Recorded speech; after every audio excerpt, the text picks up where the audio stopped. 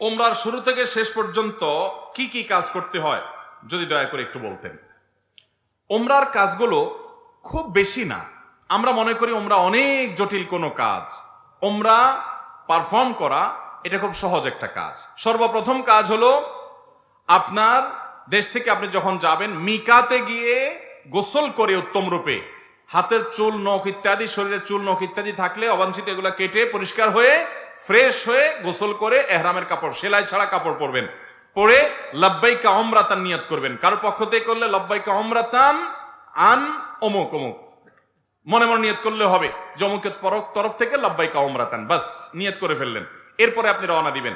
সাধারণত বিমানে গেলে মিকাত থেকে এহরাম পরা যায় না, তাহলে আপনি ঢাকা এয়ারপোর্ট থেকেও পড়তে পারেন, অথবা এহরামের কাপড় নিয়ে বিমানে ঘোষণা দেয় যে এখন আমরা মিকাত ক্রস করব, তখন আপনি পরে ফেলতে পারেন যদি অল্প সময় পান। আর নাহলে এখান থেকে এহরামের কাপড় পরে থাকলে নিয়তটা তখন করলেন লব্বাইকা উমরাতান, বাস শুরু হয়ে গেল এহরাম পরা, একটা কাজ শেষ।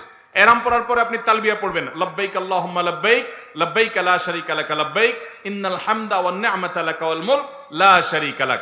এটা পাঠ করতে করতে আপনি পুরা পথে যেতে থাকবেন। পুরুষরা জোরে জোরে পাঠ করবে, মহিলারা আস্তে আস্তে, বাস দুইটা কাজ হয়ে গেল।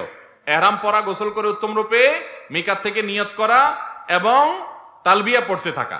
এরপরে আপনি যখন মক্কা যাবেন, হারামের কাছাকাছি যাওয়ার পর হারামে কাবা শরীফ দেখে তওয়াফ শুরুর আগ পর্যন্ত আপনার তালবিয়া পড়তে থাকবে। মসজিদে প্রবেশের সময় মসজিদে প্রবেশের সুন্নাহগুলো পড়বেন, আদায় করবেন, করে ভিতরে ঢুকে শুরুতে আগে তওয়াফ শুরু করবেন। 7টা চক্কর দিবেন। কাবাগরের হাজরা আসদ পাথরকে বাম পাশে রেখে ডান পাশে সবুজ লাইট রেখে বিসমিল্লাহি আল্লাহু আকবার বলে আপনি তওয়াফ শুরু করবেন। 7 বার চক্কর দিবেন, 7 বার। এই 7 বার চক্করের প্রত্যেক চক্করে আলাদা দোয়া নেই, তবে চক্করে দোয়া কবুল হয়। দারুণ দোয়া কবুলের একটা জায়গা। মনে আল্লাহর কাছে যত চাওয়া সেগুলো পেশ করবেন এবং আপনি রুকনে ইয়ামানি বলে কাবার 4টা কোণার একটা কোণাকে, অর্থাৎ হাজর আসদ পাথর যে কোণা তার আগের যে কোণাটা আছে তওয়াফ করতে যেটা তার আগে পড়বে ওইটাকে রুকনে ইয়ামানি বলে। ওই কোণা থেকে হাজর আসদ পাথর কোণা, এই দুটার মাঝখানে একটা দোয়া আছে, রব্বানা আতিনা ফিদ দুনিয়া হাসানা ওয়া ফিল আখিরাতি হাসানা ওয়া কিনা আযাবান নার। আর যেহেতু এটা আপনার তওয়াফে জিয়ারা বলে, এটা প্রথম তওয়াফ, অতএব ওমরার তওয়াফ, এইজন্য আপনি ইহরামের কাপড় পুরুষরা ডান পাশের বগলের নিচ দিয়ে বাম পাশে কাঁধের উপরে ফেলবেন। এটা করবেন। এটা করে আপনি এই তওয়াফটা শেষ করবেন এবং প্রথম চক্করগুলো, প্রথম কয়েকটা চক্কর আপনি জোরে দিবেন, একটু জোরে জোরে দৌড়াবেন প্রথম 3টা চক্কর। এরপরে বাকি চক্করগুলো আপনি স্বাভাবিক থাকবেন। তো এই যে তওয়াফ 7টা দিবেন আপনি, প্রত্যেকবার হযরতের পাথরের কাছে আসলে হাত দিয়ে ইশারা দিয়ে আল্লাহু আকবার বলবেন, বাস। আবার আপনি দোয়া করতে থাকবেন, এভাবে 7 চক্কর দিবেন। তওয়াফ করা শেষ, আপনি মাকাম ইব্রাহিমকে সামনে রেখে অথবা হারামের যে কোনো জায়গা দাঁড়িয়ে 2 রাকাত সালাত পড়বেন। প্রথম রাকাতে সূরা কাফিরুন, দ্বিতীয় রাকাতে সূরা কুল হুয়াল্লাহ। আর এই নামাজের আগে সম্ভব হলে কাবা ঘরের যে চৌকাট মুলতাজাম বলে ওইটা ধরে আপনি আল্লাহর কাছে দোয়া করবেন। এরপরে 2 রাকাত নামাজ পড়লেন, পড়া শেষ, জমজম পানি পান করে আপনি সাফা মারওয়া সাই করবেন। প্রথমে সাফা পাহাড়ে যাবেন এবং পড়বেন যে ইন্নাস সাফা ওয়াল মারওয়াতা মিন শাআইরিল্লাহ ফামান হাজ্জাল বাইতা ওয়া তামারা ফালা জুনাহা আলাইহি আন ইয়াতাওয়াফা বিহিমা। পুরো আয়াত পড়তে না পারলে ইন্নাস সাফা ওয়াল মারওয়াতা মিন শাআইরিল্লাহ এটুকু পড়লেও চলবে, যে সাফা এবং মারওয়া আল্লাহর নিদর্শনের অংশ। এরপর আপনি সাফা পাহাড়ে দাঁড়িয়ে লা ইলাহা ইল্লাল্লাহ ওয়াহদা আনজাযা ওয়াদা ওয়া নাসারা আবদা ওয়া হাজামাল আহজাবা ওয়াহদা এটা পড়বেন এবং লা ইলাহা ইল্লাল্লাহ ওয়াহদাহু লা শারীকা লাহু লাহুল মুলকু ওয়া লাহুল হামদ ওয়া হুয়া আলা কুল্লি শাইইন কাদির এটা পড়বেন। এরপর আপনি কিবলার দিকে ফিরে 2 হাত তুলে, ওই যে কাবা শরীফের দিকে ফিরে 2 হাত তুলে মন খুলে দোয়া করবেন। দোয়া কবুলের জায়গা সাফা পাহাড়। সাফা পাহাড় থেকে নবী সাল্লাল্লাহু আলাইহি ওয়াসাল্লাম সর্বপ্রথম ইসলাম প্রকাশ্যে প্রচার শুরু করেছেন, সেই স্মৃতি বিজড়িত জায়গা। আপনি দোয়া করবেন। এটা ইব্রাহিম আলাইহিস সালাম এবং ইসমাঈল আলাইহিস সালাম এবং মা হাজারার স্মৃতি বিজড়িত জায়গা। যাই হোক, সাফা পাহাড়ে দোয়া করার পর এরপরে আবদাউ বিমা বাদা আল্লাহ বি, আল্লাহ সাফার নামে আগে শুরু করছেন, তো আমি এখান থেকে সাই করা শুরু করছি। হেঁটে যাবেন হলো কোথায়? মারওয়ায়।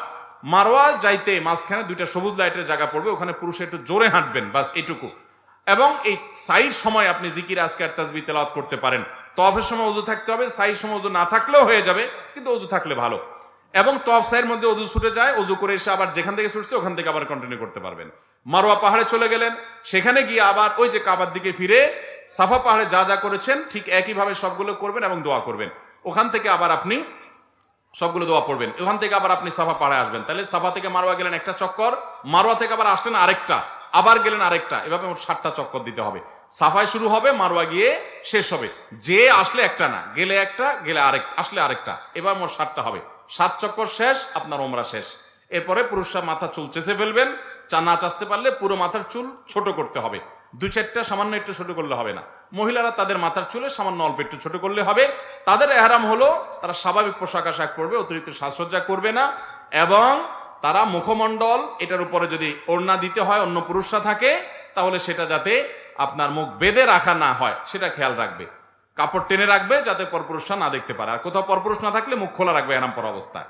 আর এহরাম পরা অবস্থায় পুরুষরা সুগন্ধি ব্যবহার করবে না, সেলা আলা পোশাক পরবে না, আন্ডারওয়্যার পরবে না, মাথায় টুপি মাথা ঢাকবে না, এই সমস্ত কাজ করবে না। কোনো পশু পাখি এমনকি আপনার মশা টশা ইত্যাদিও মারবে না, যথাসম্ভব তাড়িয়ে দিবে। অর্থাৎ এক কথায় এহরাম পরা অবস্থায় নিষিদ্ধ কাজগুলো সব করবে না। সাফা মারওয়া সাই শেষ, মাথা মুন্ডানো শেষ, এখন তিনি হালাল হয়ে গেলেন। এখন যেগুলো নিষিদ্ধ ছিল এহরাম অবস্থায় সেগুলো সব এখন যায়, সেলাই করা পোশাক পরতে পারেন। তার ওমরা শেষ হয়ে গেল। অত্যন্ত সহজ এবং খুব আপনার অল্প কয়েকটা আমল এর মাধ্যমে ওমরা সম্পন্ন করা যায়। আমরা যারা ওমরা করি নাই, আল্লাহ তাআলা আমাদেরকে জীবনে বারবার ওমরা করার তৌফিক দান করুন। আর যারা আগে একবার করেছেন, আল্লাহ রাব্বুল আলামিন তাদের সবাইকে আবার ওমরা করার তৌফিক দান করুন। বাইতুল্লাহ যাওয়ার যে স্বাদ, ভাইরা আমার, এই স্বাদটা আস্বাদন যে করে নাই সে বুঝবে না যে আল্লাহর জমিনে কত বেশি স্বাদ এবং তৃপ্তি আল্লাহর ঘরের জিয়ারতের মধ্যে। আল্লাহ আমাদের সবাইকে এই স্বাদটা